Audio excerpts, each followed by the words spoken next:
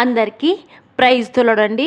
ఈ ఉదయకాల సమయంలో దేవుడు మనకిస్తున్న వాగ్దానము యెషయా గ్రంథము 58వ అధ్యాయము 11వ వచనాన్ని ఒకసారి అందరము చూద్దాము.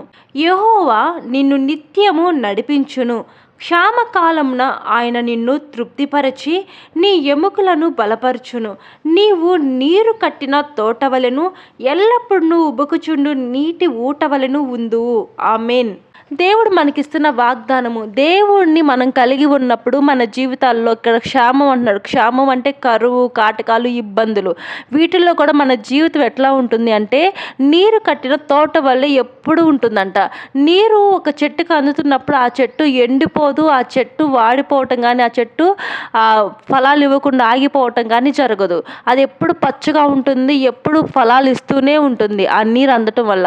మన జీవితాలు కూడా ఈరోజు దేవుడు మన జీవితాల్లో ఉంటే మన జీవితాల్లో కూడా కరువు, కాటకాలు, ఇబ్బందులు అన్నిట్లో దేవుడు మనకేమిస్తున్నాడంటే సమాధానాన్ని ఇస్తాడు. మనకి వాటన్నిటిని జయించే శక్తిని కూడా దేవుడు మనకి దయచేయడానికి సిద్ధంగా ఉన్నాడు. ఈ ఉదయకాల సమయంలో ఈ వాగ్దానం ఎత్తి ప్రార్థన చేద్దాము. దేవుడి యొక్క బలిష్టమైన చేతి కింద దీన మనసును కలిగి ఉందాం. ఈ చిన్న వాక్యము దేవుడు దీవించునుగాక. ఆమేన్, ఆమేన్, ఆమేన్.